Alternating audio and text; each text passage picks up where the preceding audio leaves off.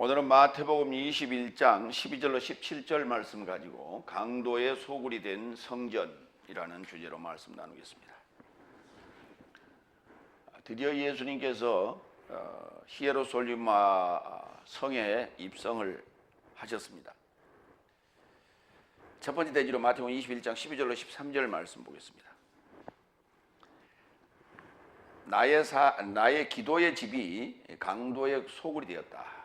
기도하는 집이 아니고 기도의 집으로 기록이 되어 있습니다. 기도의 집.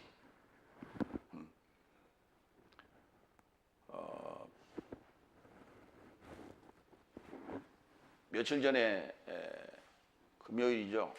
지난 금요일, 그러니까 어제 그저께입니다. 판문점에서 남북 정상회담이 있었는데 그 장소가 바로 평화의 집이에요. 그러니까 같은 맥락에서 한번 놓고요. 평화의 집. 거기는 뭐가 있는 거예요? 평화가 있는 집이에요. 그렇죠? 기도의 집이라고 하는 것은 그 안에 뭐가 있다고요? 기도가 있는 집. 기도하는 집이 아니에요. 기도하는 집이라고 하는 것은 그거는 분사예요. 분사. 기도하는 이라는 게 분사꼴이고. 그래서 기도의 명사입니다. 프로슈케라고 하는 명사 소유격으로 되어 있어요. 기도의 집. 기도가 있는 집이에요. 그러면 기도라고 하는 것은 언제 우리가 알게 되고 받게 되는가? 여섯째 날 와서 예수님께서 제 아들에게 기도를 가르쳐 주십니다. 그것이 바로 주기도예요. 그러면 우리가 다섯째 날, 넷째 날 해왔던 그거는 뭡니까? 철야 기도도 하고 새벽 기도도 하고 우리가 중보 기도도 하고 했던 거는 다 뭡니까? 그 중에 기도도 조금 있기는 있어요. 그러나 대부분은 간구입니다. 그럼 간구와 기도를 어떻게 우리가 구분할 것인가? 기도라고 하는 것은 하나님의 뜻대로 하는 거예요. 내 뜻이 들어가면 안 돼. 거기 하나님이 가르쳐준 대로 이렇게 하라 하는 대로 하는 것이 기도.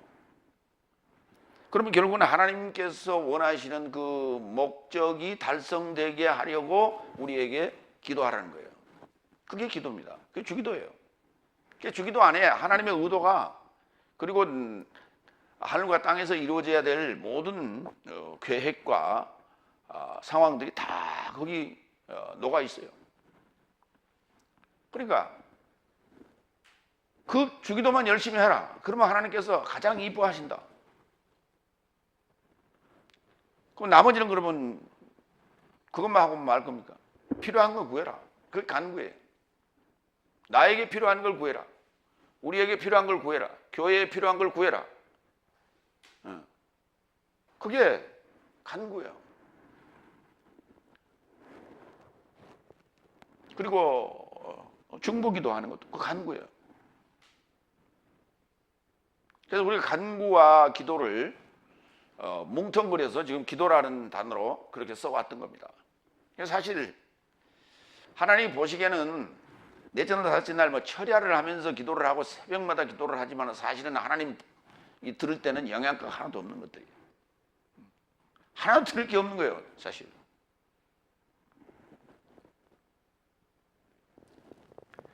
첫 번째 12절.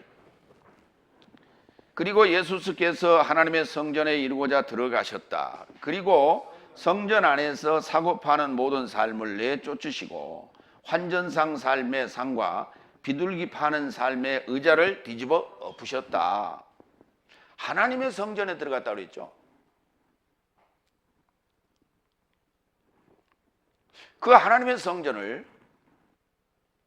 AD 70년에 디도 장군에 의해서 파괴되도록 왜 하나님께서는 그걸 그냥 방치하셨을까요? 그게 하나님의 집이라면. 오늘 예수님께서 들어가신 곳이 예루살렘이 아니에요. 히에로솔리마예요. 히에로솔리마 성에 들어가셨어요. 그러니까 예루살렘도 평화의 도성이고 히에로솔리마도 평화의 성인데 히에로솔리마에 들어가 있다는 거예요. 중성명사예요. 다시 말해서 구약에서는 예루살렘이라고 하는 쌍수로서 평화의 외침, 평화의 가르침이 뭡니까? 라고 하는 것을 인식한 그곳에 들어갔었다는 거예요. 그것을 하나님의 성전이라고 지금 얘기하는 거예요. 그게 인식이 안 된 장소라면, 곳이라면 하나님께서 들어갈 이유가 없습니다. 그곳에. 그런데 거기 들어갔더니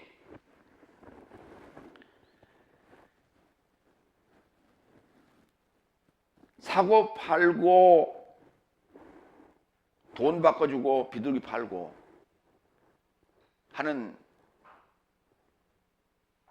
곳이 돼버렸더라는 거예요. 장사꾼 집이 되어버렸다는 거예요.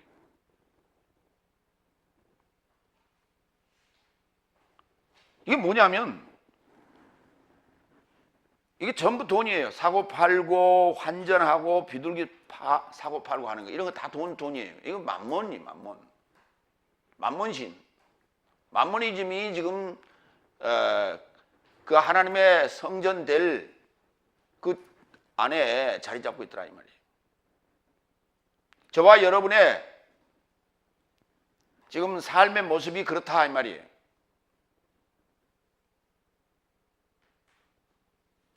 그렇기 때문에 그거를 대표적으로 한 사람 한 사람을 지적을 해서 네 속에 뭐가 있니 그렇게 얘기를 한 게 아니고 그렇게 해봐야 이게 이해가 됩니까? 예루살렘 성이라고 하는 그 성에 가셔서 이렇게 행동을 하셨는데 그것을 성경은 히에로솔리마 성에 들어가셔서 대표적인 행동을 하셨다 이렇게 기록하고 있는 거예요.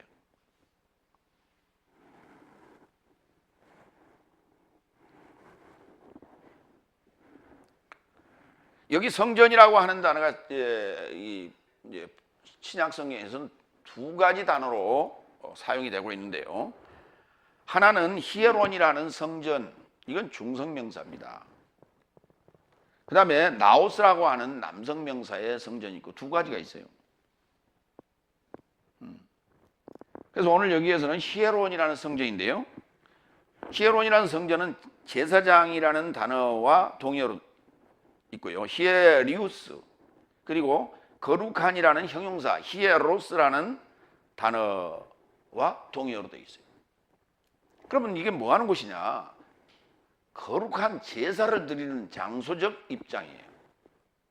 그거를 히에론이라는 성전으로 묘사를 했어요. 그럼 나오스라는 성전은 뭐냐?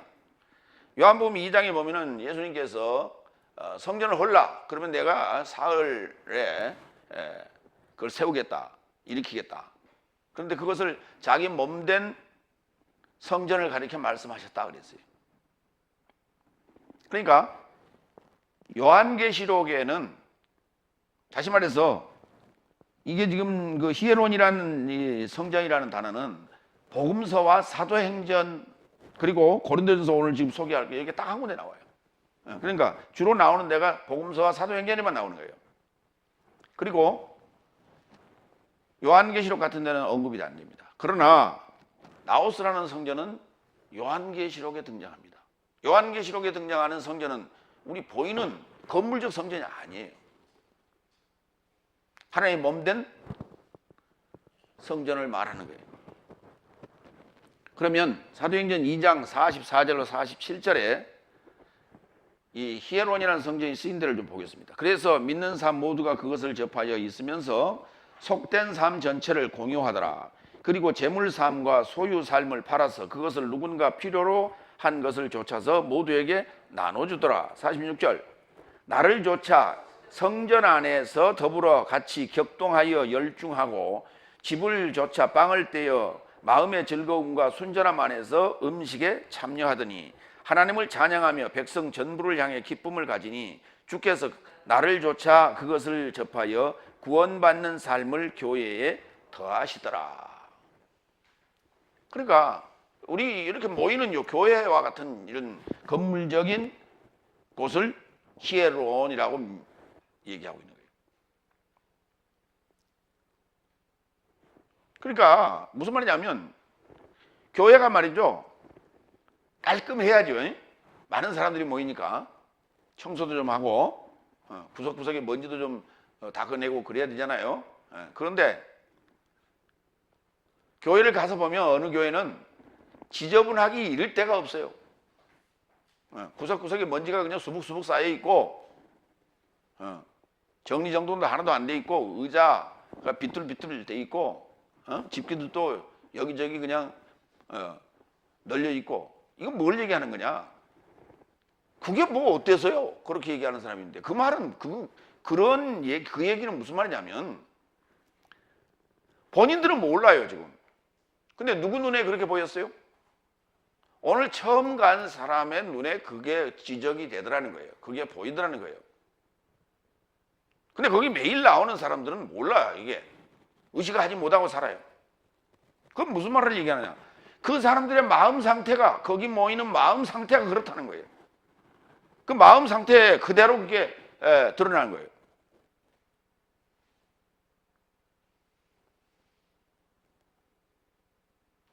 그러니까 우리가 모이는 그 예배당이 바로 우리의 마음 상태를 설명하고 있는 것이다.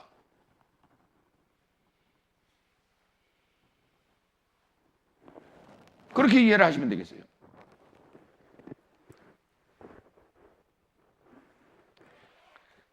목사님, 매일 우리가 모이다 보니까요, 청소할 시간이 없었어요. 서로 돌아가면서 당번 정해서 청소하면 되죠.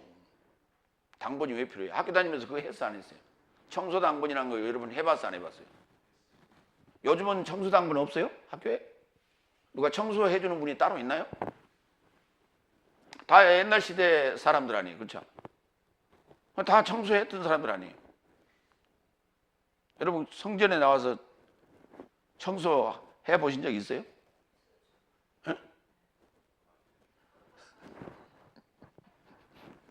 고린도전서 9장 12절로 14절. 다른 삶이 네 삶의 권리에 함께 가졌다면 내 삶은 더욱 아니냐. 그러나 내 삶은 이 권리로 사용하지 아니하고 그리스도스의 복음에 어떤 방해도 주지 않으려고 모든 삶을 참고 있다. 내가 해야 될 어떤 권리를 갖고 있는데, 사도 바울이 하는 얘기예요.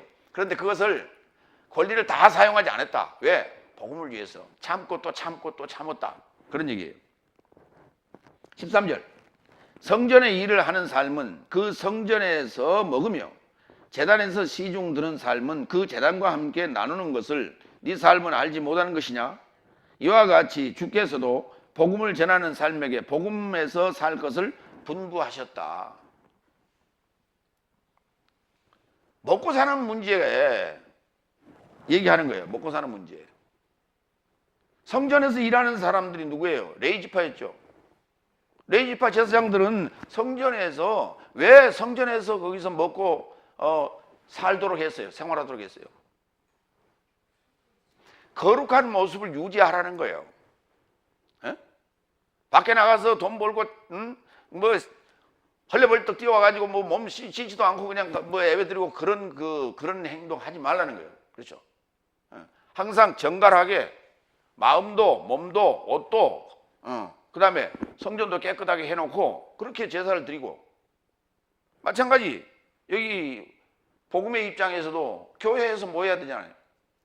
그러면 그렇게 거기 모이는 일원들이 다 함께 모아서 생활할 수 있도록 해주고, 그렇게 해서 외부와 세상과 결부하며 친구하며 그렇게 살지 않도록 해달라는 거예요. 그래서 하나님이 주는 거예요.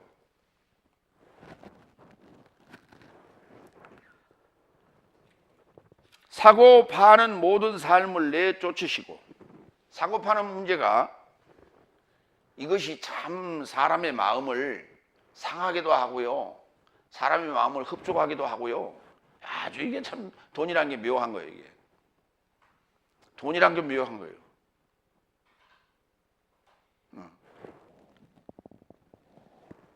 환전상 삶의 상과 비둘기 파는 삶의 의자를 뒤집어 엎으셨다. 그러니까 그게 뭐냐면 상이라고 하는 것과 의자는 이게 항상 세트로 우리가 존재하는 건데, 예.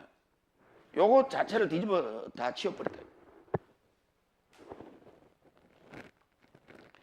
산다는 단어는 아고라죠. 다 같이 아고라죠. 판다는 단어는 폴레오. 예, 팔다는 단어와 우리 팔다는 단어가 비슷해요. 누가복음 17장 28절로 30절 사고 파는 문제가 어떤 문제인가 한번 찾아봅니다.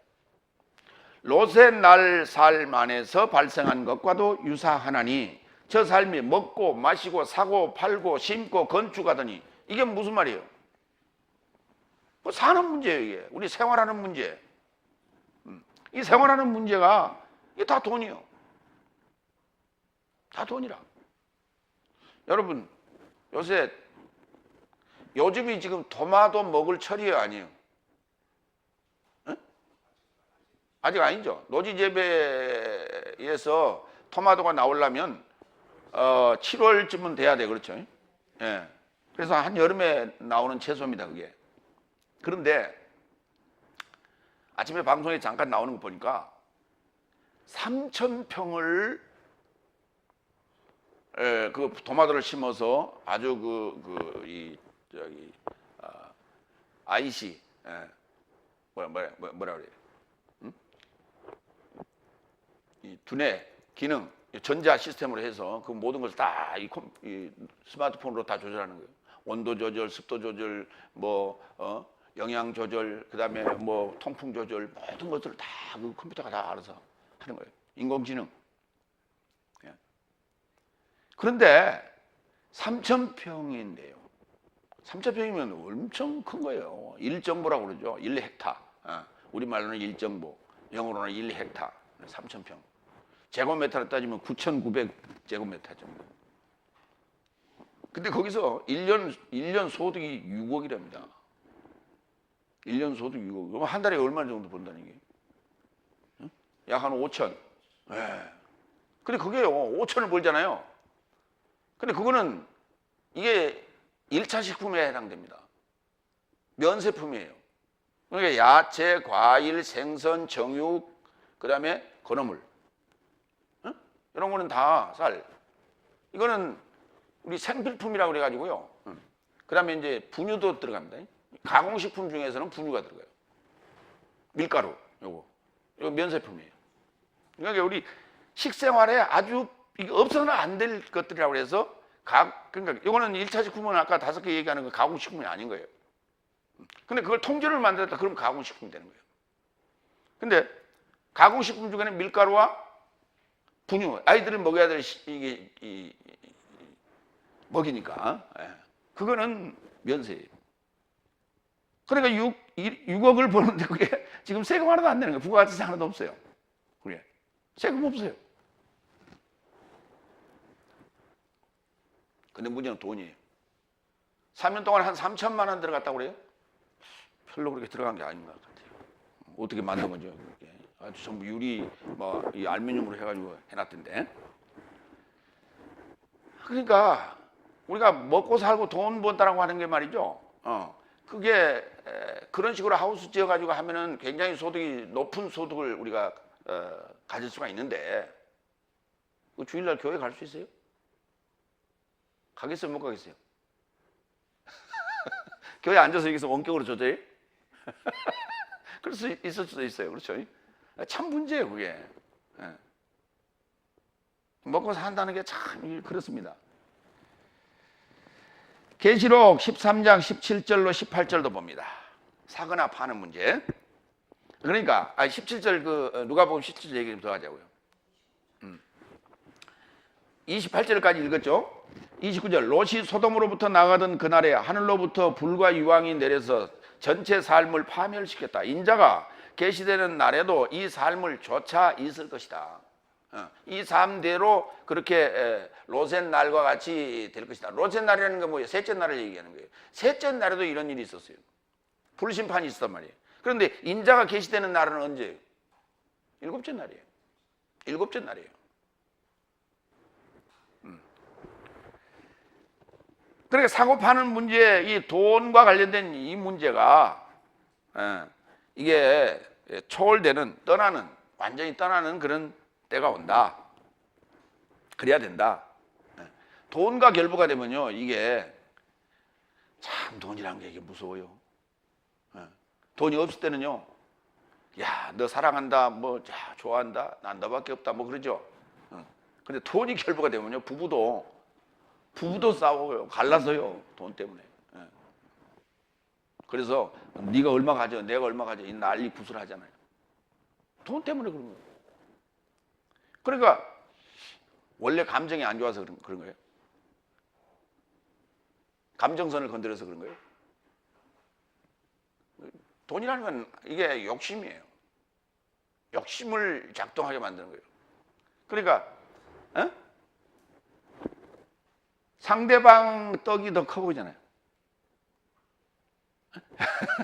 왜 상대방 떡이 커 보여? 내 떡은 가까이 있고 상대방 떡은 멀리 있잖아요. 그럼 멀리 있는 게 더 커 보여? 가까이 있는 게 더 커 보여? 가까이 있는 게 커 보여야 되는데 왜 멀리 있는 게 커 보여? 아, 이 욕심이라는 게 그렇다니까. 이게 시각성으로, 거리상으로 보면은 가까이 있으면 이게 돋보기 현상이 있어. 이게 훨씬 커 보이는 거예요, 여기가. 근데 저게 더 커 보이고. 저게.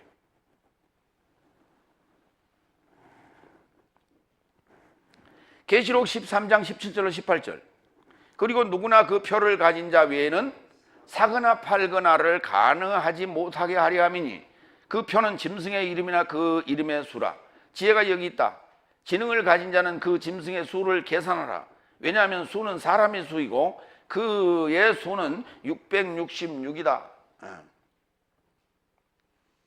짐승 같은 사람을 뭘로 평가를 하느냐? 수로 평가를 해놨는데 그게 666이라는 거예요. 그럼 하나님 같은 사람을 수로 평가하면 어떻게 되겠어? 해봐요. 777이 되겠지.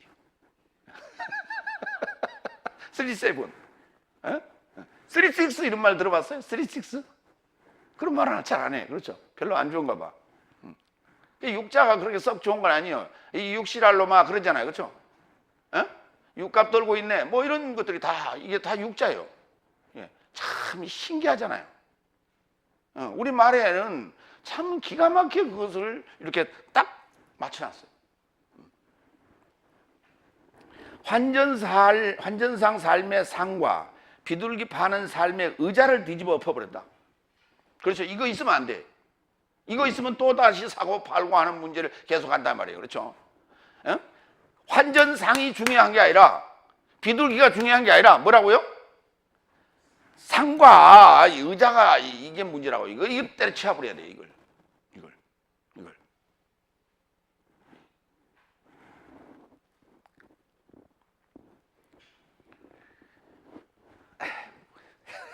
의자 얘기하니까요. 저희 아파트 이 입구가 따로 있고 출구가 따로 있거든요. 정문은 들어오고 나가는 문이 따로 있어요. 그걸 뭐라 그래요? 일방통행식으로 만들어 놔가지고. 그런데 그 아침에 이렇게 차를 타고 나오면요, 그 입 출구 쪽에 보면 이렇게 벽을 이렇게 하나 세워놨어요. 근데 겨울서부터요. 춥지도 않나 봐, 그 양반은. 그 벽에다 딱 의자를 대고 거기 나와서 몸도 불편하신 분이에요. 그런데 거기 가서 다 앉아 있어. 지나가는 차 숫자 세고 있는지, 뭐 적고 있는 것도 아닌데 거기 나와 앉아서 있어요. 어느 날 보면 또 나와 있어요. 비 오는 날은 못 봤던 것 같아요. 그럼 의자가 문제야. 이런 의자가.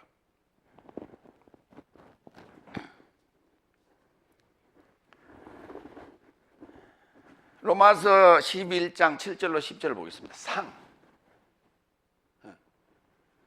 여러분 집에는 상이 있어요? 네? 책상도 상이고 밥상도 상이죠. 그렇죠? 근데 요즘 이제 좀 넓은 아파트들은 상이 없어요. 식탁만 있지. 그것도 상입니다. 그랬더니 우리 집에는 식탁만 있어요. 상은 없어요. 그런즉 무엇이냐? 이스라엘이 찾는 것을 얻지 못하였고 택함 받은 자가 얻었고 그 남은 삶은 완악하여졌다.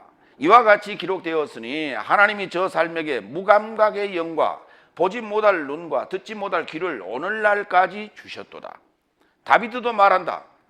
저 삶의 상이 저 삶에게 올무와 덫과 거치는 것과 보복에 이르게 하옵소서. 저 삶 눈은 보지 못하도록 어둡게 되어지고 저 삶의 등을 항상 함께 굽히게 하옵소서.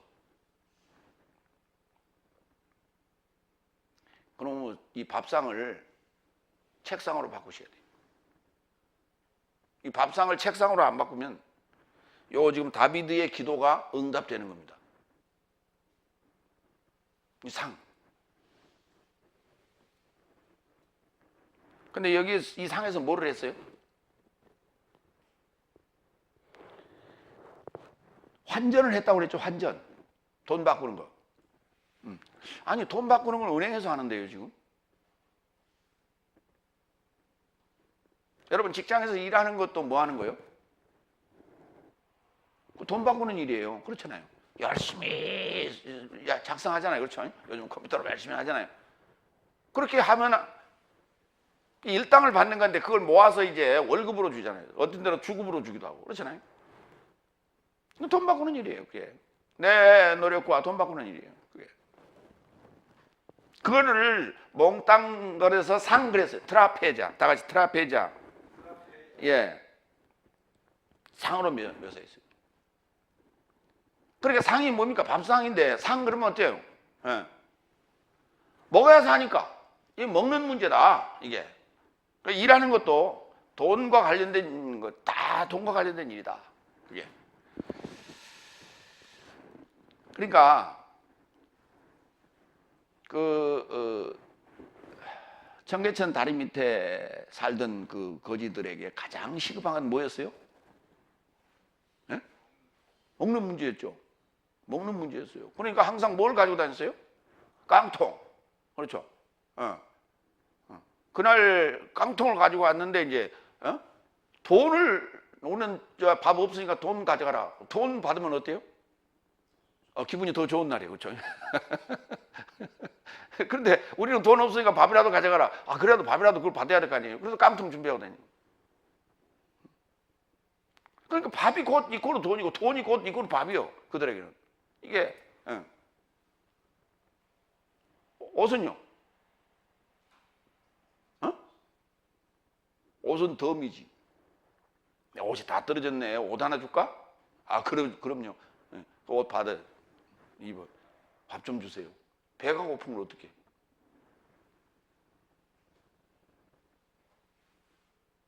그래 밥 먹을래? 옷 줄까? 뭐 해? 그렇죠. 밥 달라고 그러죠.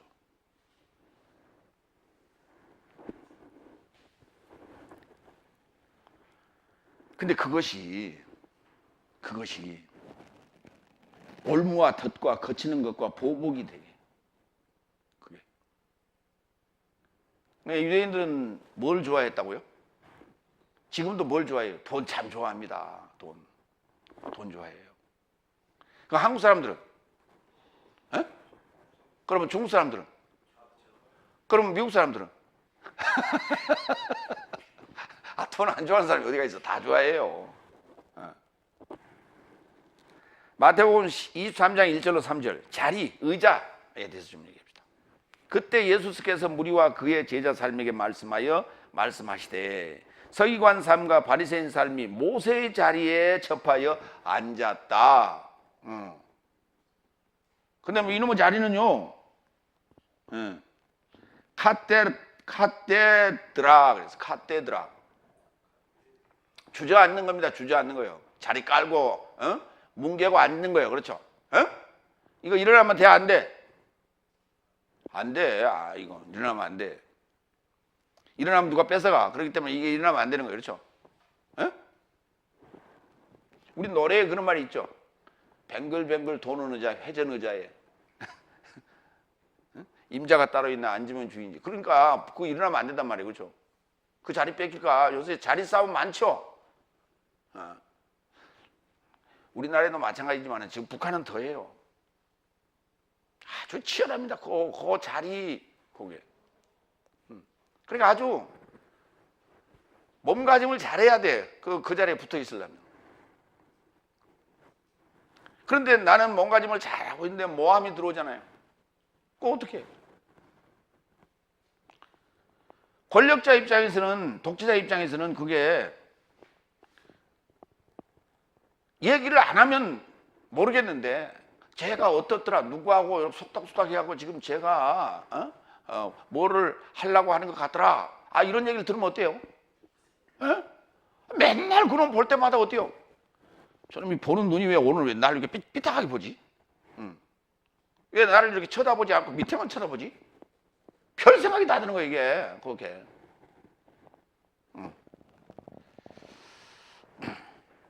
그 자리 싸움이라는 게 그렇게 무섭다. 이 자리.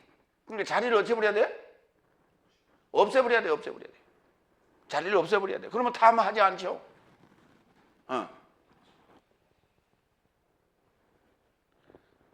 북한에서는 가장 오르고 싶은 자리가 어디라고요? 네? 2인자 자리겠지, 2인자 자리. 2인자 자리. 근데 그 2인자 자리가 얼마나 위험한 자리인지 몰라. 잘못하면, 삐끗하면 숙청 대상이에요. 1호예요, 숙청 대상 1호. 근데 거기를 서로가 하고 싶어 해. 그 자리를. 근데 뭐 조직부장인가 그 자리가 있대요. 조직부장, 조직. 예. 근데 그 자리는요, 김정일 시대에는 아예 거기를 앉히지 않았대요. 빈자로 놨대. 거기 가면 사단이 일어나니까 그런가 봐. 거기 가면. 3절. 그런즉 모든 삶이 무엇이든 네 삶에게 간수하도록 언급하거든 간수하고 행하라. 그러나 저 삶의 행위 삶을 조차 행치 말라. 저 삶은 말하고 행치 않기 때문이다. 말만 하고 행동 잘 안 하기 때문에 잘 봐라 그 말이에요. 그렇죠? 누구? 서기관 바리새인 삶이 모세의 자리에 더 앉아가지고 권세와 판결자의 행세를 하고 있다. 그러니까 그들이 뭔가를 말하거든 그것을 잘 하는 얘기는 귀담아 듣고 잊어버리면 안 돼. 그렇죠? 안 그러면 당하니까. 그리고 간수하고 행하라. 그러나 그걸 닮아가서는 안 된다. 닮아가서는 안 된다. 근데 우리는 어때요? 내가 가장 싫어하는 사람을 또 닮죠?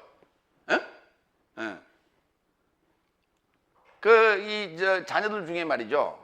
자녀들 중에 딸이 아빠가 하는 행동, 맨날 술 마시고 담배 피우고 뭐 하는 그 행동, 그거 못마땅히 해서 말이죠. 나는 저런 사람하고 절대 안 살 거야 라고 이렇게 그냥 공개적으로도 많이 얘기했어. 아빠한테도 얘기하고 엄마한테도 얘기하고 그렇게 얘기했어요. 그렇죠? 근데 결국은 어때요? 비슷한 사람을 만나가요. 왜 그래요?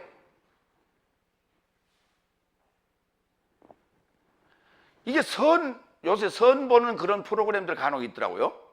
그런 걸 보면 자기가 이제 그 자매 입장에서는 그럴 거 아니에요. 술 안 마시는 사람, 그 다음에 담배 안 피는 사람, 일단 이 사람, 그렇죠? 폭력 안 쓰는 사람, 이런 사람 이제 체크해 이제 나갔잖아요. 근데 보니까 담배 이제 안 피워요. 술도 안 마셔. 근데 폭력은 하는지 안 하는지 잘 모르겠어. 근데 말을 하는 거 보니까 말씨가 마음에 안 들어. 말씨가 이 톤이 이게.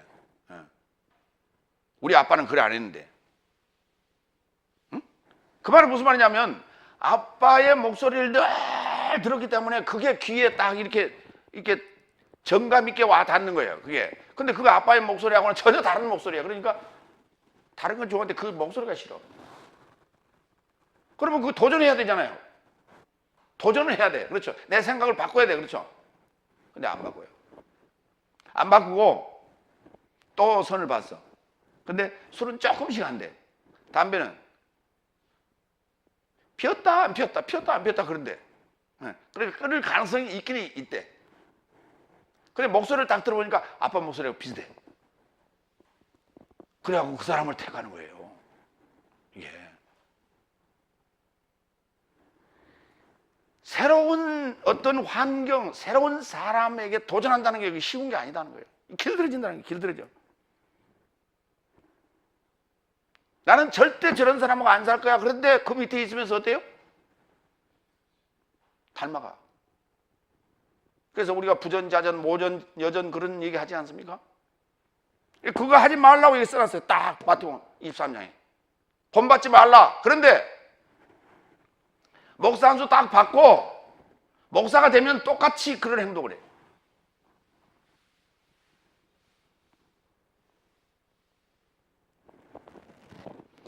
뭐가 중요하냐? 뭐가 문제냐? 노예가 문제야, 노예. 노예 가면 거기서 배우는 거예요. 못된 짓. 거기 가서. 이 자리라는 게 그렇습니다. 자리가 그렇게 만드는 거예요. 자리. 강도 살 때도 안 그랬는데 안수 받고 나더니 그렇다니까. 이 자리가 문제라. 그럼 자리를 걷어채야 버려야 돼. 그래서 예수님께서 이 상과 자리를 싹 걷어버렸어요. 다 엎어버렸어요. 아니, 한번 생각을 한번 해보세요. 예루살렘 성에 들어가셔서 거기 가서 요 상과 의자를 뒤집어 엎었다고 한번 생각을 해보세요. 지금 무슨 문제를 건드린 거예요?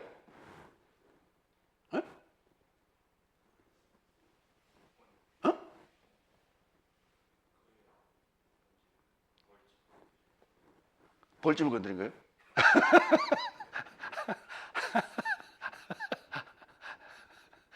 아니, 지금 시장에 가서요. 그 지금 여러분 그 노점상들이 있죠? 그 노점상 한번 건드려 봐요. 관공서에서 나와서 그게 막 차량하고 사람들 막 이 청년들 이렇게 우악스러운 청년들 동원해가지고 나와서 그거 치우잖아요. 그렇죠? 그래도 막 싸우고 막 난리가 나지 않습니까? 그냥 옷 벗고 막 들어놓고. 그렇죠? 우리의 생업의 문제인데, 그런데 여기는 지금 생업의 문제 플러스 뭐요? 성전 관리를 하잖아. 이게 전통. 전통적으로 지금 해오던 것인데 그거를 왜 당신이 와서 이걸 타치해? 그러나 아마 난리가 났을 거예요, 아마. 그죠? 그러니까 그 상황이 그렇게 될 때 제 아들은 뭐 했어야 됩니까? 뜯어 말렸어야죠, 빨리. 그거 예수님 그거 건드리면 안 됩니다. 그거. 근데 아무 일이 없었어. 조용히 했어요. 이상하지 않아요? 이 이상할 일이, 이게 가만히 있을 일이 아니라니까, 실제로. 두 번째, 13절. 그리고 저 삶에게 말씀을 했어요. 그렇죠? 기록된 바 나의 집은 기도의 집이라 초청될 것이다. 그런데 네 삶은 그것을 강도 삶의 소굴을 만들었다. 아, 그랬더니 조용히 했어요.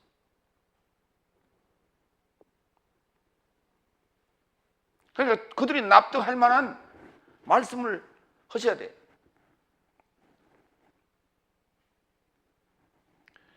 여러분, 예수님이 오셔가고, 예수님이 오늘 좀 예루살렘에 몇 번째 오셨어요? 거기에 요 일에 종사하는 분들은 저분 얼굴을 알죠? 구면이죠? 아니요, 구면 아니요. 지금 처음 왔어요. 아, 왔어도 글쎄 그걸 누가 기억합니까? 그걸. 그 전에 왔던 걸 어떻게 기억해요? 전번에 와서 한번 또 뒤집었으면 또 몰라. 그 전번에 왔을 때는 안 뒤집었다니까. 그러니까 예수님의 얼굴을 몰라요, 지금. 그 왜? 지금 20 우리 저 1장 초반부에서 저가 누구냐라고 예루살렘이 지금 막 들썩들썩하고 난리가 났었죠. 그렇지 않습니까? 호산나 하고 막 그 당나귀 타고 올라오니까 난리가 났잖아요. 모른다니까. 모르는 양반이 갑자기 와가지고 뒤집은데. 그러니까 예수님이 여러분한테 와서 여러분 속을 뒤집어 놓으면 여러분 가만히 계시겠어요? 그래요, 안 그래요? 응? 아, 내가 하나님 잘 섬기고 있는데 왜 와서 그래요? 어? 멱살잡이 하겠어요, 안 하겠어요? 같은 맥락이란 말이에요. 구약에 열왕기하 4장 8절로 10절을 좀 보겠습니다. 수넴 여인과 엘리사의 관계. 하루는 4장 8절로 10절, 하루는 엘리사가 수넴에 이르렀더니 거기에 한 귀한 여인이 저를 간곤하여 음식을 먹게 한 고로 엘리사가 그곳을 지날 때마다 음식을 먹으러 그리로 들어갔더라.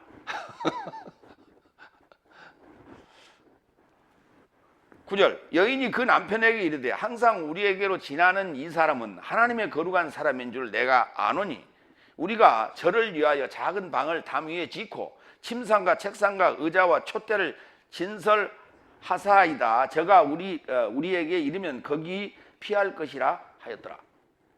그리로 피한다고.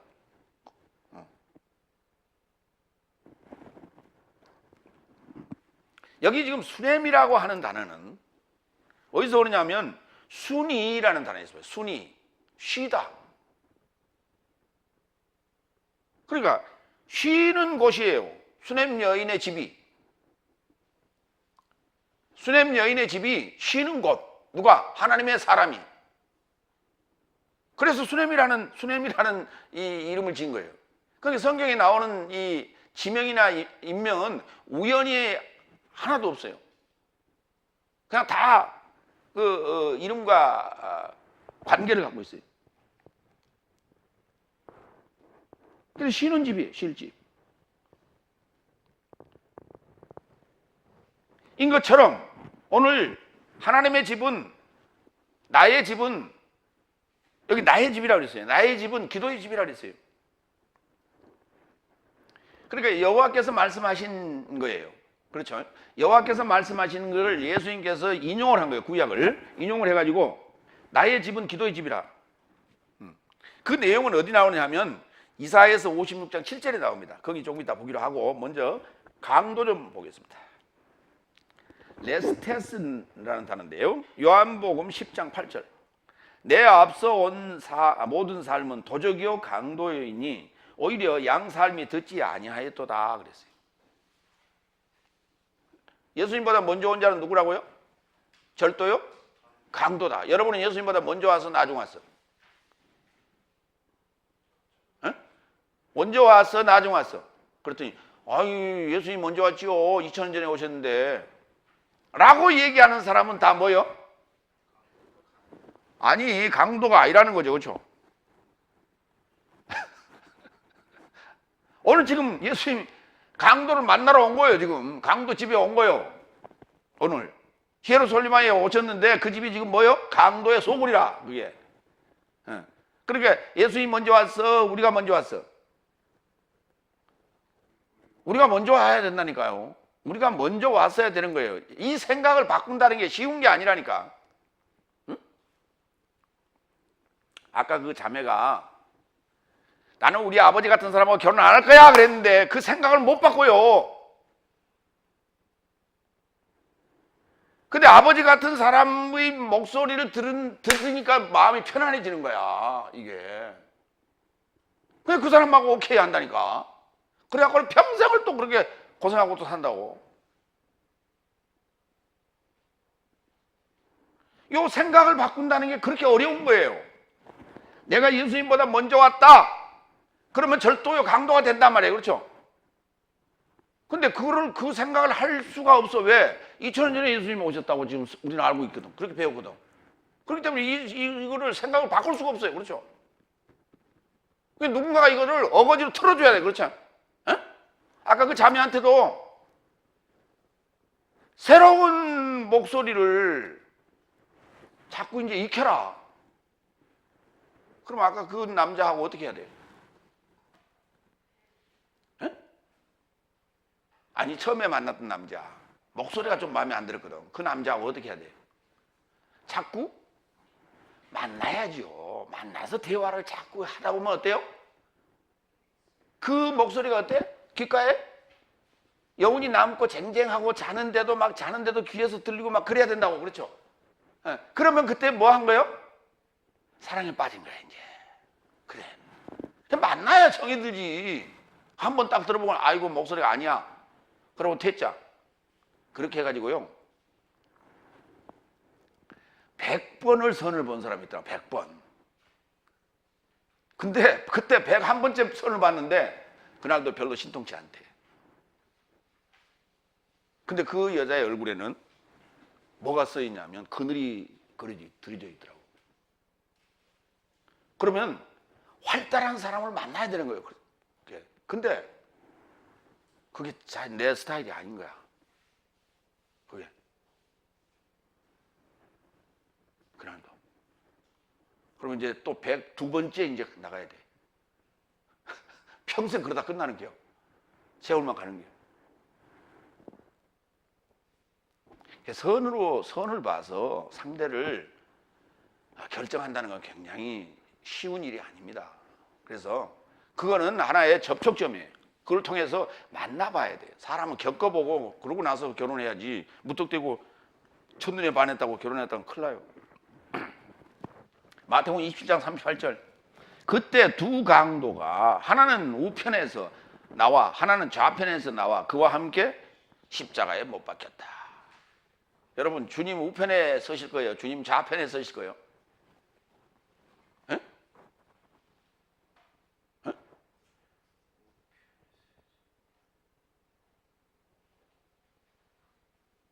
그럼 좌편은 누가 있어요?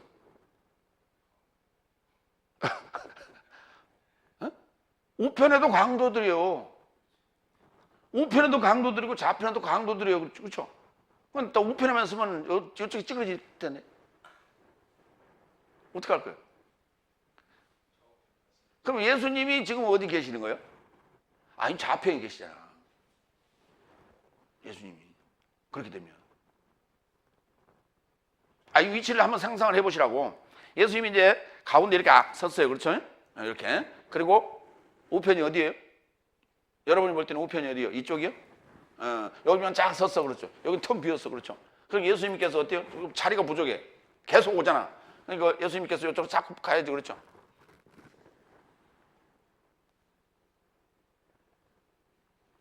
그 말이 아니란 말이에요. 우편이라고 하는 것은 우익, 좌편이라고 하는 것은 좌익입니다. 여러분이 하나님 보좌 우편에 앉는다는 말은 무슨 뜻이에요? 하나님의 우익이 된다고. 우익. 우익. 충성스러운 맨, 예스맨이 되는 거예요.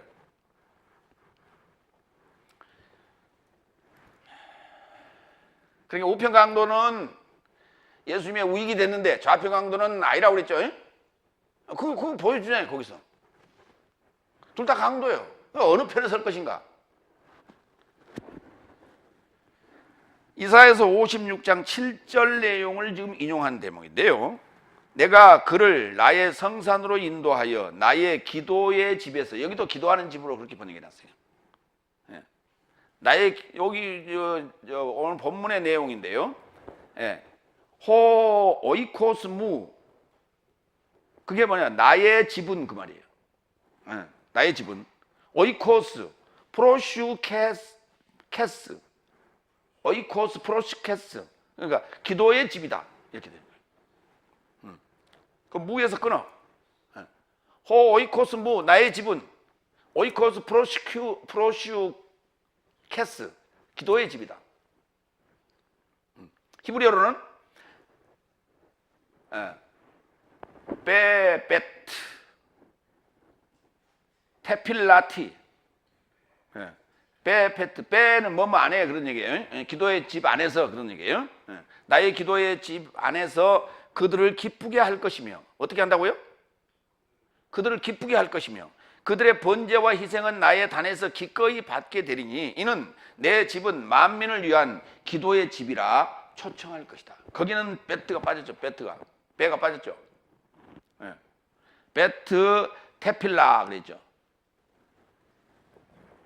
만민을 위한 기도의 집이라 초청할 것이다.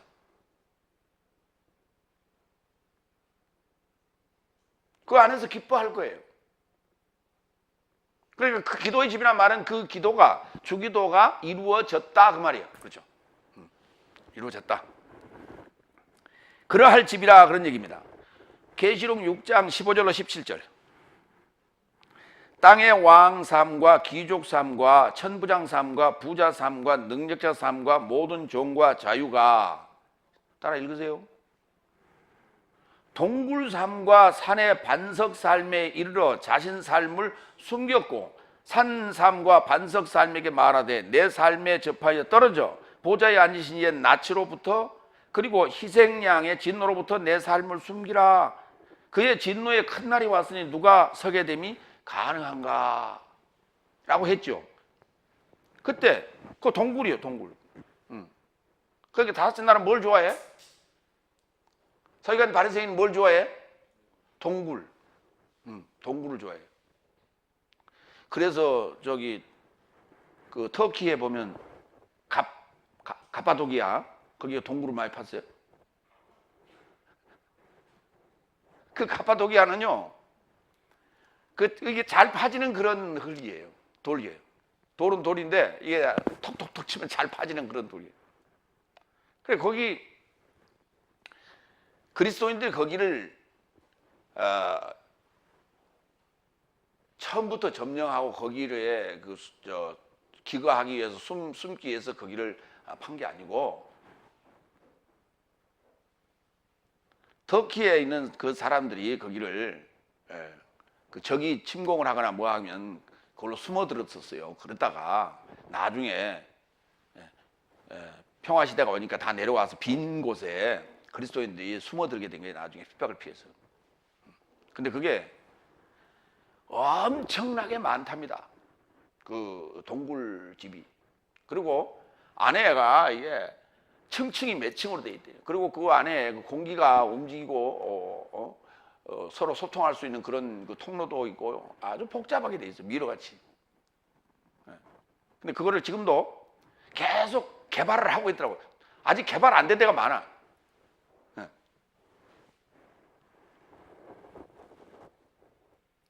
이게 뭐냐면 여섯째 인 때 기록된 내용이에요. 계시록 6장 15절로 17절이. 그래서 여섯째 날에 예수님께서 지금 나타나시니까 동굴로 숨어야죠. 그거를 지적한 거예요. 우리 숨어들 것이 아니라 예수님이 오셨을 때 어떻게 해야 돼요? 동굴에서 나와야죠. 나와야 되는 거예요. 주님 앞에 나와야 되는 거예요. 자신의, 이게 뭐냐, 동굴을 왜 이런 표현을 썼을까? 동굴에 들어가면 뭐 안 잡힙니까? 여러분, 동굴 들어갔을 때 잡는 방법. 그렇죠. 옛날 시골에서 굴 파가지고 들어가서 숨는 그런 동물들이 있었죠. 뭐요? 쥐요, 들쥐. 그래, 그 들쥐들이 나와서 농작물 다 갉아먹고 말이죠. 또 쏙 들어가고. 들쥐 잡으려면 어떻게 했어요? 구멍이랑 구멍은 다 막습니다. 그렇죠? 다 막고 불을 펴요. 그렇죠? 그리고 구멍 하나, 연기 나오는데 하나 놔둬.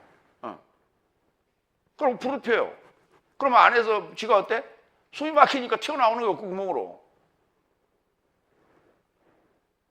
동굴에 숨어든다고 못 잡는 게 아니라니까.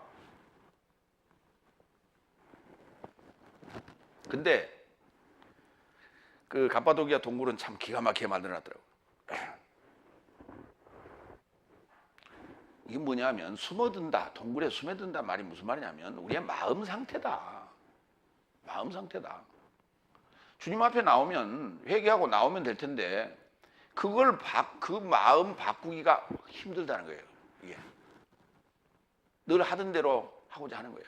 그 마음 생각이 자기 생각으로 가득 차 있어요. 내가 페이스북에 들어가서 이렇게 구경을 해보면요, 요즘 삼위일체에 대한 논란이 상당히 많더라고요. 근데 어떤 특정인 한 사람, 지금도 이름이 기억이 나는 양반인데, 이 양반은 삼위일체만 나오면 그냥 쫓아다녀요. 거기 목사예요. 근데 거기 가서 성경에 어디가 삼위일체 있냐 이거야. 이게 그게 신학자들의 그냥 지어낸 소리지, 성경에 삼위일체가 어디가 있냐는 거예요. 은근슬쩍 저는 이제 성경 구절 갖다 들이대는, 거기 와서는 절대 안 덤벼요. 거기는 와서 댓글 절대 안 달아. 해놔도. 왜냐하면 자기 생각이 깨지기 때문에. 만만한 데만 다 붙어가고 댓글 달아. 내 문제는 절대 안 달아.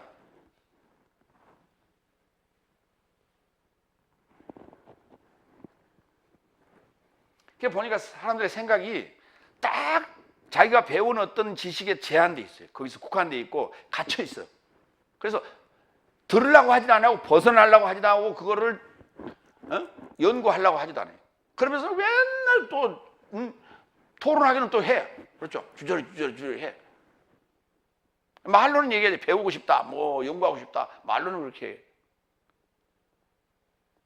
아니. 그 친구는 평생을 못 벗어납니다. 거기서. 새로운 것이 오면은 접근해봐야 돼. 대화를 해봐야 돼. 안 해요. 그럼 발전 없어요.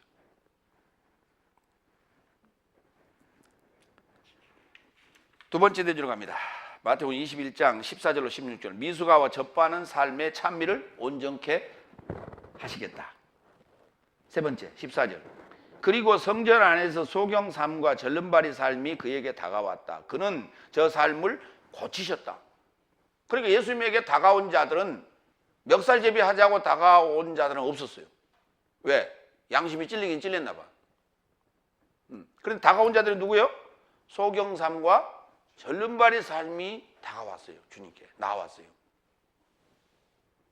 그러니까 이런 자가 아니라면 나는 온전하다고 착각을 하고 사는 거예요. 지금 서기관 바리새인들은 지금 온전한 거예요. 지금 자기 생각에 예수님이 잘못된 거야.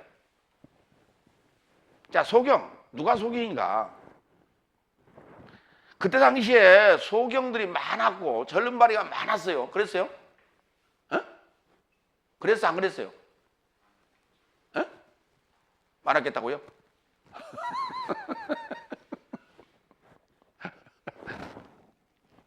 이사야서 42장 18절로 20절.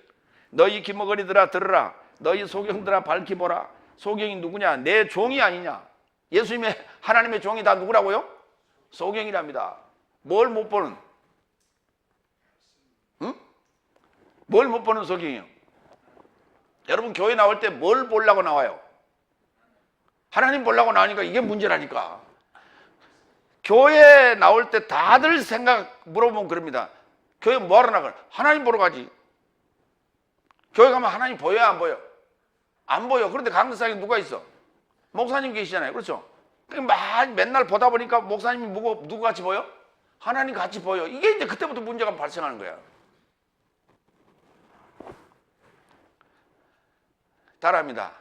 교회는 거울 보러 간다. 그렇습니다. 교회는 거울 보러 가야 되는 거예요. 여러분, 거울을 보면 누가 보여? 내가 보여야지. 그렇죠? 거울을 보면 누가 보여? 내가 보여야 돼. 그래, 내가 보인 자들이 바로 누구예요? 지금 여기서 소경이요. 내가 보인 자들이 누구요? 절름발이요. 아시겠어요? 서기관 바리새인들은 누구 보러 나왔어? 하나님 보러 나왔다니까. 그러니까 대제사장이 하나님 같이 보이는 거야 지금.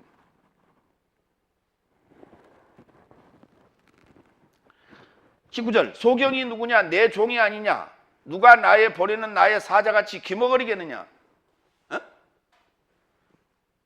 누가 나와 친한 자같이 소경이겠느냐?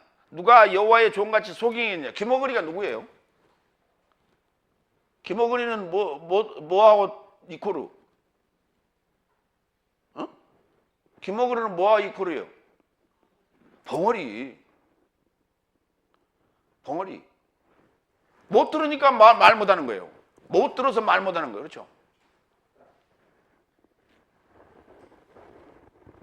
그러니까 여호와의 종이, 여호와의 사자가 다 무엇이요? 소경과 기머거리라니까. 20절 네가 많은 것을 볼지라도 유의치 아니하며 귀는 밝을지라도 듣지 아니하노다. 귀가 먹었다 그랬어. 귀가 밝었다 그랬어. 다 듣고 다 볼 줄 안다니까.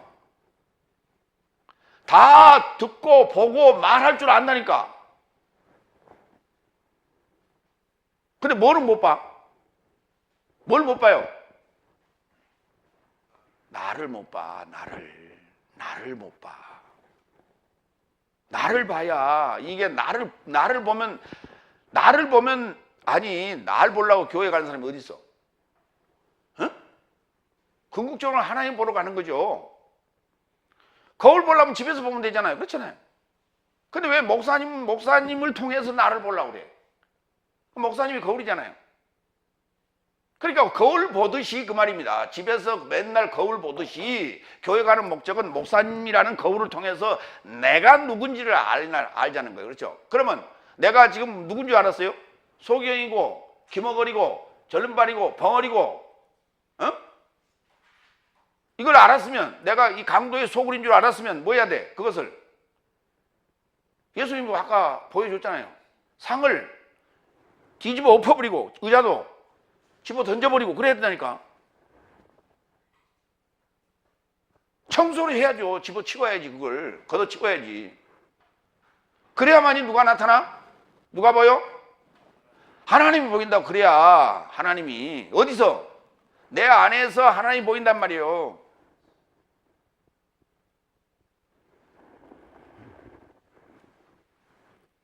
히브리서 12장 12절. 절름발이가 누구냐고요? 그로 인하여 뒤틀린 손삼과 마비된 무릎살물 똑바로 펴고 네 삶의 발로 곧은 자국을 만들라. 이는 절름발이가 빠져들지 않고 도리어 고침을 받게 하려 함이라.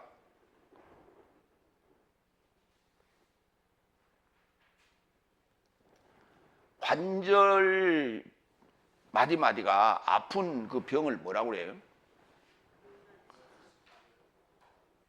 루마티스. 루마티스는 무엇이 좋다고요?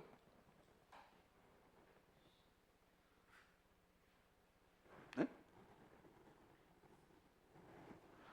꿀을 매실차에다 타서 매실 식초에다 타서 잡수시래. 네? 그리고 그 볼통에서 나오는 화분이 있죠. 꽃 키우는 화분 말고 꽃가루. 그걸 먹으래요. 그러면 좋대. 네? 꽃가루 또 방울방울 해서 팔아요. 이거. 그거 좋대.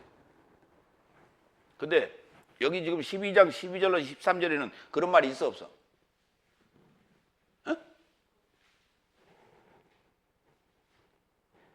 뒤틀린 손삼과 마비된 무릎살을 똑바로 펴라고 그랬죠. 그렇죠? 내 삶의 발로 곧은 자국을 만들라. 그러면 이게 지금 무슨 말이냐면 절름발이 삶이란 말은 무슨 말이냐면 걸어가면 어떻게 돼요? 발자국이 어떻게 돼? 어떻게 나와? 삐뚤빼뚤 하지 않습니까?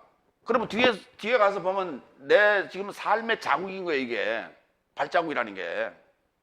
이 삶의 발자국이 어디를 향하느냐? 하나님 나라를 향하고 있었네. 반듯하게. 예. 근데 그렇지 않다는 거예요. 이리 갔다 저리 갔다.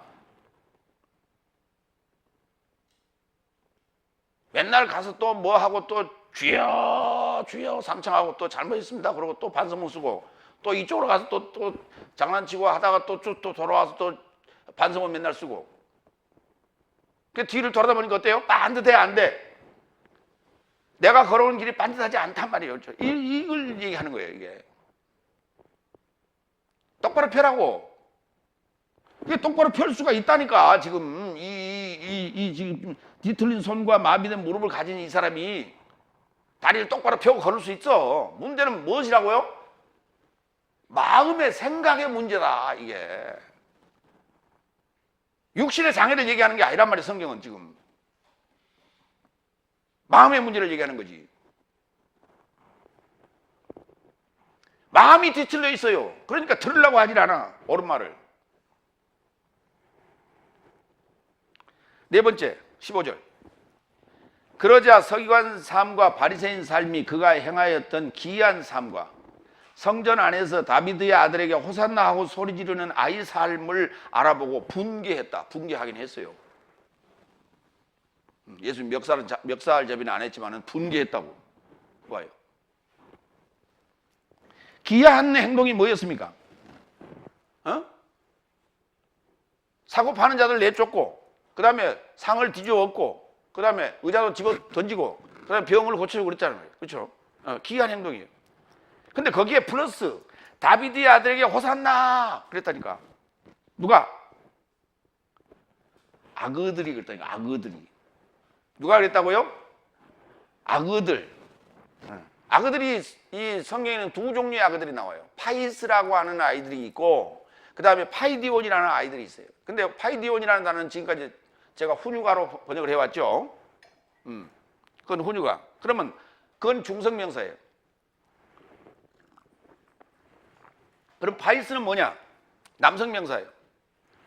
그래서 파이스는 어린아이 또는 아이 이렇게 번역을 했고요. 파이디온은 훈유가라고 번역을 했어요. 사도행전 4장 24절로 27절에 아이라는 단어를 가겠습니다. 그러자 저 사람이 듣고 격동하여 하나님을 향해 소리를 높여 언급하되 주인이시여. 이게 누가 지금 이렇게 격동하여 소리를 높였냐면 베드로가 성전 미문에 들어가다가 그 안진뱅이를 고쳐줬지 않습니까? 그래갖고 잡혀 들어갔잖아요. 그랬다가 베드로가 거기서 노임을 받습니다. 노임을 받다는 소리를 고침을 받은 자의 동료들이 들었어요. 그러고 나서 지금 이 행동이 일어나는 거예요. 그러자 다시 저 사람이 듣고 격동하여 하나님을 향해 소리를 높여 언급하되 주인이시여 당신은 천지와 바다와 그 삶 안에 모든 삶을 지으신 하나님이시오. 당신의 아이 다비드의 입을 인하여 언급하였으되. 누구의 아이? 당신의 아이가 누구예요? 하나님의 아이, 하나님의 파이스, 다비드. 그렇다니까. 이걸 종이라고도 번역했어요. 종이라는 단어는 아니에요. 종이라는 단어는 둘로스라는 단어예요. 그게 당신의 애기, 아가. 이 깍두기 머리 한 양반들은 이걸 뭐라고 부르냐? 아그야 그러잖아요. 그죠?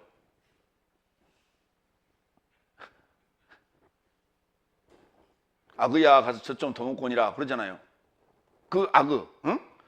당신의 아그 다비드의 입을 인하여 언급하였을 때 무엇 하려고 열국 삶이 격동하며 백성 삶이 헛된 삶을 도모하는가? 시편에 나오는 얘기예요.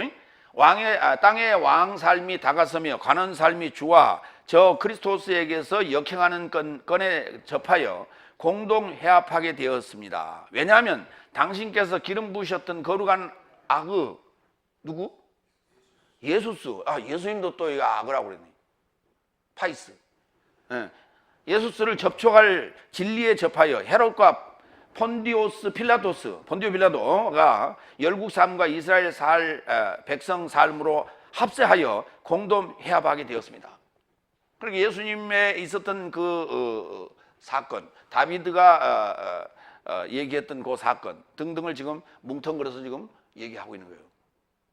그러니까 이스라엘 백성들이 다섯째 날 사는 이스라엘 백성들이 생각 속에는 지금 하나님 말씀이 잔뜩 있어요. 있는데 이것을 표현할 방법이 없는 겁니다. 그런 환경이 안 된 겁니다. 근데 오늘 베드로가 그 환경을 만들어준 거예요. 그렇죠? 그래서 오늘 우리가 해야 될 일이 바로 이거예요. 우리 여섯 날에 일곱째 날들이 가서 해야 될 일이 다섯째 날에 이렇게 가슴 속에 품고 있는 그런 생각, 그 마음, 그렇죠? 그것을 이렇게 터뜨려 나올 수 있도록 만들어줘라. 그러니까 임금님 기는 당나귀 기라고 하는 그 말을 할 수 있도록 대밭을 만들어줘라. 그걸 대밭을 끌고 가라. 무슨 말인지 이해가 되세요? 예. 안 그러면 그 속터에 죽는 거예요. 그 이발사는. 예. 근데 참다 대밭에 가서 임금님 기는 당나귀 그러고 한 번 하고 죽었다는 거 아니에요? 그 전에 그러니까 대밭으로 끌고 가라. 아시겠어요? 여러분들이 그 역할을 해줘야 된다. 이게 다섯째 날에 우리가 가서 해줄 일이에요. 이게. 근데 멍석 깔아놓으면 뭐 하다가도 안 한다고? 그래서 깔아줘야 돼요.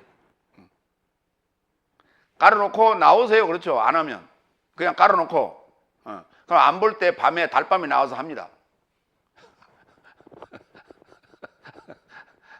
여러분은 뭐만 하면 돼? 부지기만 만들어 주란 말이에요. 그렇죠? 그리고 그 지금 그 실마리만 이렇게 이렇게 건드려주면 되는 거예요. 터뜨려주면 되는 거예요. 그렇죠? 파이스. 이 파이스라는 단어는 파이조라는 단어에서 와요. 파이조라는 단어가 뭐냐면 이런 거예요. 날 좀 봐요. 놀고 있네. 이게 파이조예요. 그러니까 파이스는 뭐예요? 천방지축 아이.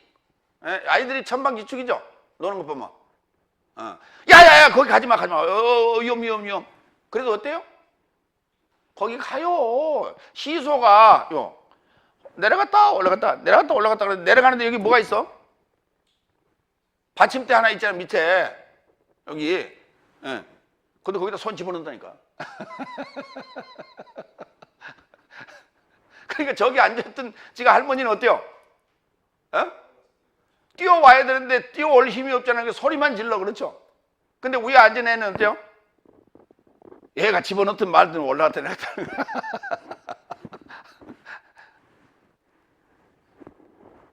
고린도전서 10장 7절. 저 삶 중 어떤 삶같이 우상 숭배하는 자가 되지 말자. 그 백성이 앉아서 먹고 마시며 일어서서 뛰노음과 같이 기록되었다. 넷째 날 황야에서 뭐 할 때 이렇게 뛰놀았어요. 파이조 했어요. 우상 금송아지 만들어 놓고 거기서 춤추며 뛰놀았잖아요. 그 모습이다. 이게 파이조라는 게.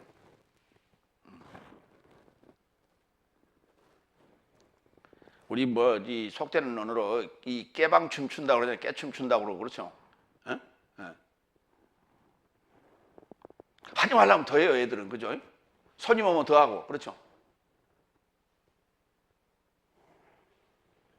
다섯 번째, 16절.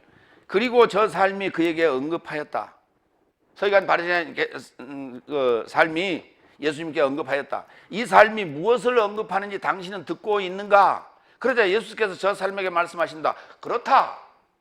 미숙한 삶과 젖바는 삶의 입에서 나오는 찬미를 당신이 온전케 하였다는 것을 전혀 읽지 못하였느냐? 거기에 당신은 누구요? 여호와죠. 오늘 좀 내가 또는 당신이 두 번 언급했어요. 그렇다라는 단어가 뭐냐면 나이라는 단어예요. 그러니까 예수님이 뭐라 했어요? 당신 저들이 하는 얘기를 듣고 있어. 저 무슨 말인지 알고 있어요. 그랬더니 예수님이 뭐라 그랬어요? 영어로 얘기해봐. Yes sir 그랬다니까. 예수님께서.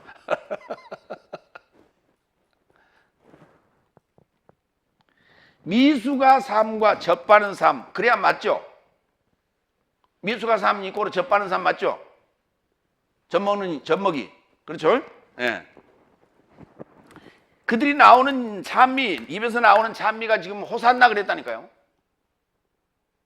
그 호산나가 무슨 뜻이라 그랬어요? 원컨대 구원하소서 이런 뜻이라고요. 그것을 뭐 하겠다고요? 온전케 하시겠다고. 누가? 여호와께서. 언제? 여섯째 날. 어디에서?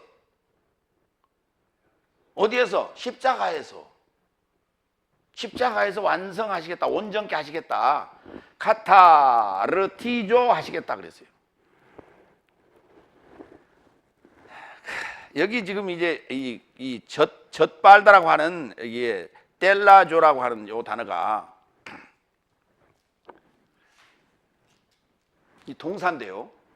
여기만 이 개역성경에 오늘 본문에만 젖먹이 또는 젖바는 이렇게 표현되어 있어요. 젖먹이. 그리고 나머지는 다 뭐라면 젖먹이는 자 이렇게 되어 있어요. 젖먹이는 자.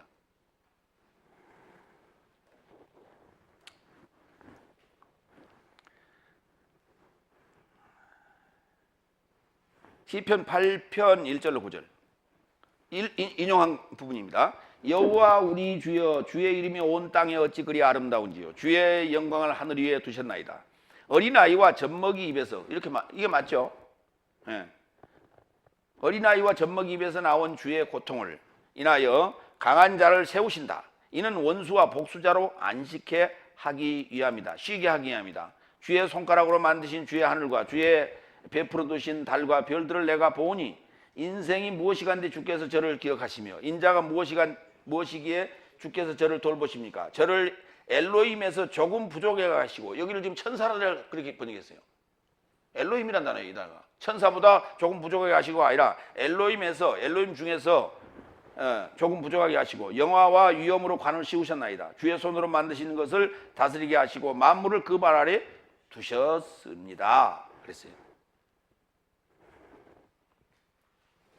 그러니까 어린아이와 젖먹이 입에서 나오는 주의 고통을 인하여 강한 자를 세우시겠다 라는 얘기입니다.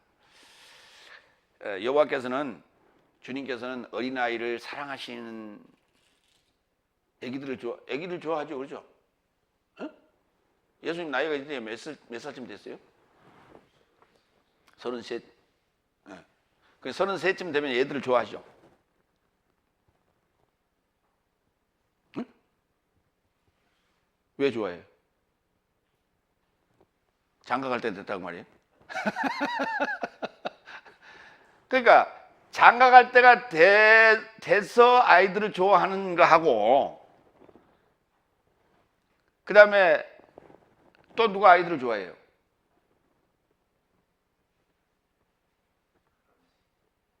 할아버지들이요. 할아버지 할머니들이요. 아이들 좋아해요. 그렇죠? 할아버지들이 아이들한테 정을 줬는데 아이들이 그걸 받기 시작하면요, 환장하더만. 손자 자랑을 안 할 수가 없대요.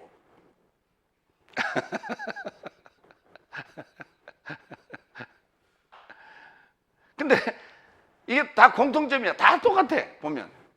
그렇게 좋아해. 어떤 친구는요, 손주가 눈에 어른거려가지고 아주 미치겠다, 그냥. 잠이 안 오는데. 나는 그러지는 않더라고. 근데 만나면 또 좋아. 좋기는. 근데 애들하고 놀고 그 다음날 일어나죠. 파김치가 돼요. 그러니까 걔들은 에너지가 생산이 막 되는데 우리는 에너지가 어때요? 고갈이 돼요. 그러니까 걔들하고 같이 놀면요, 다음날 아침 일어나면 초죽음 돼요.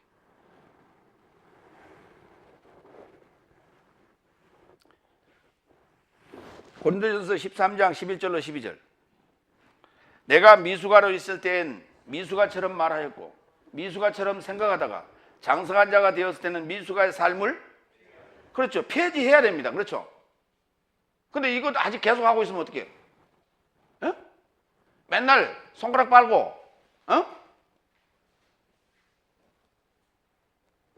커서도 그러면 안 된다고 말이죠. 그렇죠? 우리 신앙생활에도 뭐 한다고요? 아기가 울죠? 뭐 하려고? 또 안아달라고, 업어달라고, 안아달라고. 젖 달라고 할 때 젖만 먹여주면 끝나는 거예요. 그렇죠? 근데 이게 좀 커가지고 안아달라고 맨날 쫓아다니는 게 참 귀찮아 죽겠어요. 가볍기나 해? 점점 무거워지는데. 내 삶이 이제는 불투명함 안에서 거울로 인하여 보고 있으나 그때는 얼굴을 향하여 얼굴을 볼 것이요, 이제는 내가 부분해서 알지만 그때는 내가 인식된 것과 같이 내가 인식할 것이다. 거울 여기 나와 있네요. 그렇죠? 거울 왜 보러 와요? 내가 지금 힘이 잘 안 보여. 그러니까 뭘로 봐? 거울을 통해서 보는 거예요. 누구를? 처음에 거울을 통해서 보면 나가 보이지. 그런데 점점 거울을 통해서 보다 보니까 어때요? 하나님이 보인다고. 안개가 걷히고 하나님이 드러난다고. 그 모습을 드러낸다고, 내 안에서. 그래서 내 집이 누구라는 걸 알았어요? 하나님이 집이라는 걸 알게 되는 거죠. 그걸. 그래서 초청이라는 단어를 쓰는 거예요. 부르는 게 아니에요. 초청하는 거예요. 내 마음 안으로 초청하는 거예요. 그렇죠? 그러니까 이런 말은 잘 하대. 이거 봐. 날 좀 봐. 날 좀 봐. 날 좀 보라니까. 그래야 내가 연기를 하지. 네 여기 있다. 그러니까 어때요? 여자들은 어때요? 그 소리 딱 들으면 꺄! 그런다고. 그렇죠? 좋아가지고. 야, 어떻게 저게 서정적이냐, 정서가 아주 그냥 풍부하냐 그래. 네 여기 있다. 그래갖고 한동안 난리가 났었죠. 젊은 여자들한테. 근데 왜 예수님은 여기 있다 이거 안 해? 그럼 예수님 뭘 어떻게 하실까? 까무러치시지. 까무러쳐.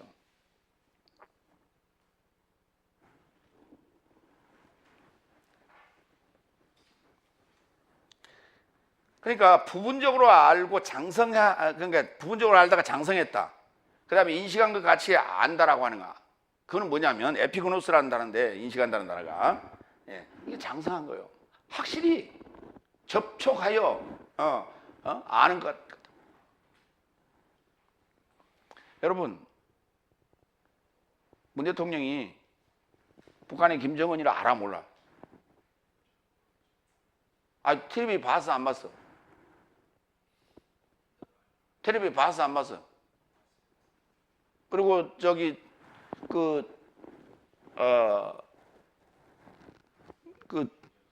비서진들이 갔다 왔죠? 미리 갔다 와서 보고 다 했죠? 그래서 알아 몰라? 어느 정도 알잖아요. 근데 지난 금요일 날 만났죠, 그렇죠? 이건 어떻게 아는 거예요? 직접 만나서 아는 거 아닙니까? 그렇죠? 이 에피라는 단어가 이게 그냥 기노스코라는 단어는 알다. 에피가 붙으면 뭐예요? 접촉하여 알다. 직접 아는 거예요.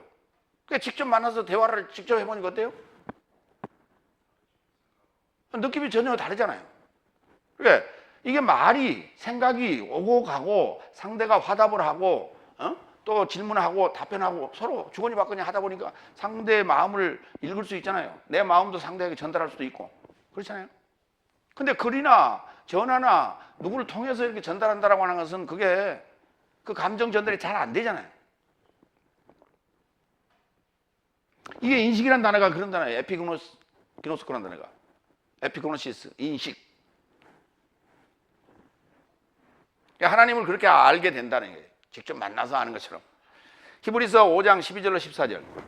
또한 네 삶이 기한을 인해 선생 삶을 사는 것이 의무이니 다시 하나님의 말씀의 시작의 초보가 무엇인지 네 삶을 가르칠 필요를 가지고 있으니 네 삶은 젖이나 단단하지 못한 음식의 필요를 갖게 되었다. 젖을 먹는 자는 누구요? 어린아이. 그러니까 젖에 참여하는 자 모두는 의의 말씀에 익숙하지 못한 미숙아이다 그랬어요. 근데 베드로전서에는 뭐라냐면 신령한 젖을 또 사모하라 그랬어. 그렇죠? 신령한 젖을 사모하셔야 돼요. 그렇죠?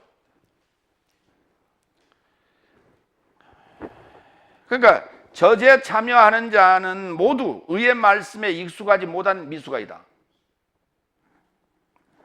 그러니까 너희는 먼저 그의 나라와 그의 의를 찾으라. 맨날 구하고만 있으니까 문제죠. 너희는 먼저 그의 나라와 그의 의를 뭐라? 찾으라고. 찾아내라고. 공부해서 찾아내라고. 그러나 14절. 단단한 음식은 성숙한 삶의 것이니 좋거나 악한 것의 분별을 향하여 연습을 인하여 지각을 훈육받아 소유한 삶의 것이다. 지각을 뭐 한다고? 훈육받아, 연습을 통해서 훈육받아 소유한 삶의 것이다. 어느 날 갑자기 기도하다가 영적으로 막 뭐 필이 와서 받는 그런 거 아니라니까. 응? 그게 성숙한 삶이 아니요. 뭐라고요? 훈육을 받아서 지각을 통하여 훈육을 받는 거예요. 말씀을 공부해야 된다니까. 하나님 말씀을. 하나님 말씀은 손에 쥐어줘도 몰라요. 공부를 해야지. 그리고 훈련을 받아야지. 연습을 해야 돼. 이게. 그래서 장성하게 되는 거예요. 그러지 못한 자를 우리가 젖을 먹는 미숙아라 그렇게 얘기하는 거예요. 젖먹이 미숙아 이런 표현을 쓰는 거예요. 갈라디아서 4장 1절로 5절. 내가 또 말하라니 상속자가 모든 삶의 주인이지만 미숙아로 있는 기한에는 아무도 종에서 통운하지 못한다. 오히려 아버지의 작정함까지 지배인과 청지기 아래에 있도다. 후견인과 청지기 아래에 있도다. 지배인. 이와 같이 내 삶도 미숙아로 있는 기한에 세상 초등학문 아래서 종살이 당하고 있더니 그때 기한의 충만이 왔고 하나님은 율법 아래 속하신 여자에게서 낳게 된 그 아들을 내보내셨으니 율법 아래 있는 삶을 속량하려 하며 내 삶이 아들의 명분을 쟁취하게 하려 합니다. 자, 미숙아는 뭐라고요? 미숙아는 뭐예요? 다른 말로 종. 어디에서 종살이 해? 세상 초등학문 아래서 종살이 하는 거예요. 그렇죠? 그런데 장성한 자가 되면 뭐라고요? 장성한 자는 뭐라고 불렀어요?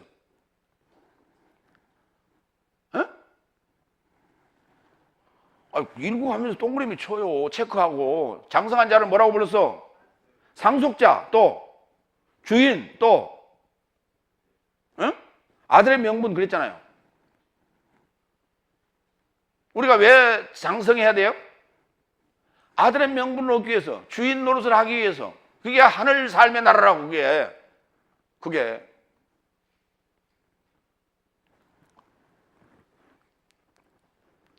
다 같이 따라합니다. 천국을 버려야 하늘 삶의 나라가 보인다. 천국을 버려야 하나님 나라가 보인다. 천국이 문제라니까. 천국 하면 무엇이 떠올라 머릿속에? 저기 누구 갔다 왔대. 내가 본 천국. 그게 떠오른다고. 그러니까 앞으로 마태복음에 천국이란 단어를 앞으로는 절대 쓰지 마시라고. 천국을 버리세요. 주의통했다. 그리고 뭐라고 불러요? 하늘 삶의 나라로 부르세요. 성경은 그렇게 돼 있어요. 근데 천국을 버려야 돼. 그러니까 그래야 하늘 삶의 나라가 보이고 하나님 나라가 보여. 버리라고. 아닌 거는. 근데 붙잡고 있어. 이것이 바로 천국을 붙잡고 있으면 아직도 미숙아, 그런 세상 초등학문 안에서 종살이 하는 거예요. 그렇죠? 말이라고 하는 것은 우리의 생각을 그쪽으로 이렇게 가게끔 하는 거예요. 그렇죠?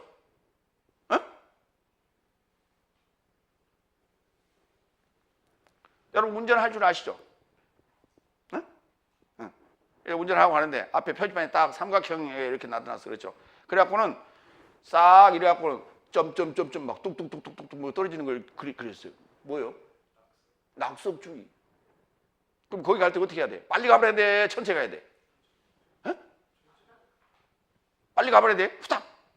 천천히 가야 돼?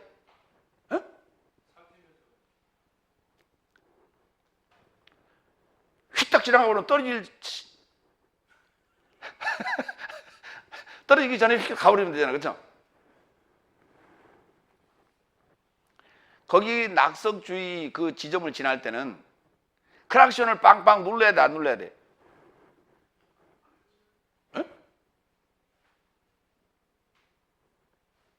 빨리 지나야 돼, 안 지나야 돼? 천천히 가야 돼? 그러니까 우리는 그걸 빨리 벗어나고 싶죠. 그런 구간은. 그렇잖아요. 그래서 그냥 왕 하고 밟는데, 그러면 진동에 의해서 내가 지나간 다음에 떨어진다고요. 그러면 다음 차 올 때 꽝 할 수 있어요. 여러분 그 눈 산사태 일어나는 거 보셨죠? 그런 것들도 보면 이게 나비 효과라고 그러거든요. 그게 소리가요 파장을 잃고 가서 그걸 때리면요 이게 눈이 확 쏟아진다니까. 산사태도 마찬가지. 돌들이 이렇게 얹혀 있다가 눈이 녹잖아요. 그럼 이렇게 나와 있다가 여기 붙어 있다가 이렇게 나와 있다가 꽝 하니까 놀래고 빠박 떨어진다니까. 진동에 의해서. 조심조심 서서히 가세요. 빨리 지나가려고 하지 말고.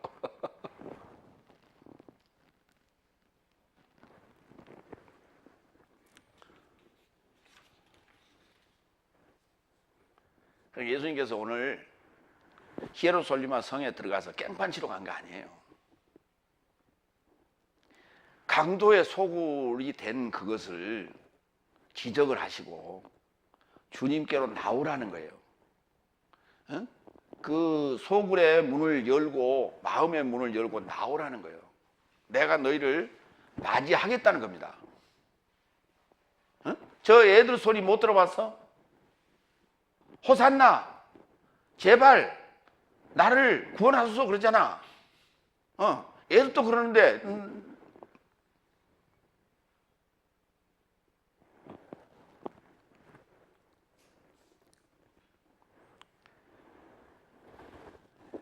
예수님 마음이 지금 어때요?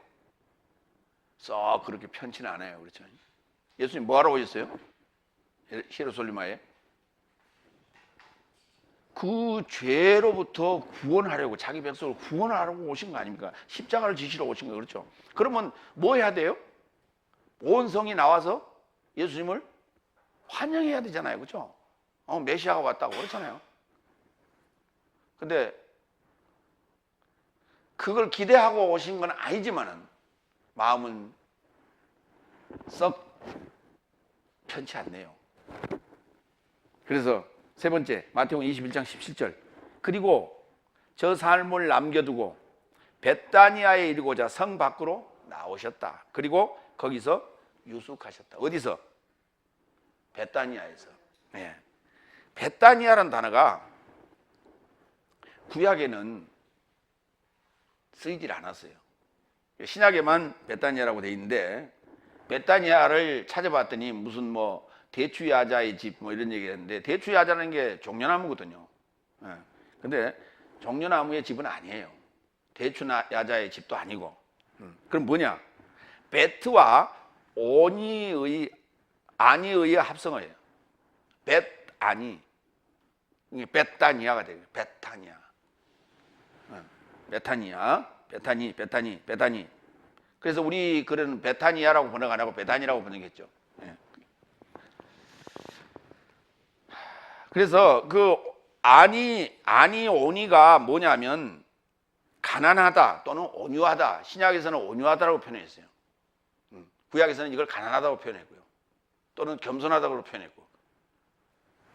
그래서 마태복음 5장 5절에 마음으로 온유한 자는 할 때 프라위스라는 단어를 쓰는데, 그 단어에 번가는 단어가 이게 아니 또는 오니에 해당되는 단어예요. 가난하다는 단어는 또 따로 있죠, 헬라어에. 스가랴서 9장 9절, 지난주에 우리가 봤던 대목입니다. 시온에 따라 크게 기뻐할지어다. 예루살렘에 따라 즐거이 부를지어다. 보라, 네 왕이 네게 임하나니 그는 의로우며 구원을 베풀며 겸손하여서라는 단어. 이 단어가 가난하여서 나귀를 타나니. 예수님이 부자예요, 가난한 자예요? 근데 이걸 겸손이라고 하면 좀 이상하잖아요. 가난하여서 그래, 맞지. 그렇게 해야죠. 예. 또는 온유하여서 나귀를 타나니, 어린 나귀 새끼니라. 그래서 예수님께서 지금 누구를 찾아왔어요? 그 가난한 집. 예수님을 맞이하는 집은 어느 집이었어요? 가난한 집, 베다니아였습니다. 그래서 거기서 유숙하시고 다음날 이제 들어가시면서 무화과 나무의 사건이 벌어지게 되는 거예요. 예. 마무리합니다. 강도의 소굴이 된 성전 안에서 들어가신 것은 바로 십자가의 죽음을 위해서 들어가신 건데, 들어가서 보니 돈 바꾸는 사람, 사고 팔고 하는 사람, 이들을 내쫓고 없고 영적인 소경, 영적인 절름발이들을 치유하시고 주인이 오셨음을 알립니다. 이는 젖먹이와 어린아이의 입에 찬미를 온전케 하시겠다. 그리고 땅을 상속할 가난하고 온유한 집에서 유식하심을 우리는 봅니다. 저와 여러분의 그 마음의 상태가 예수님을 맞이할 수 있는, 그리고 초청할 수 있는 그러한 온유한 상태가 되기를 바랍니다. 기도하겠습니다.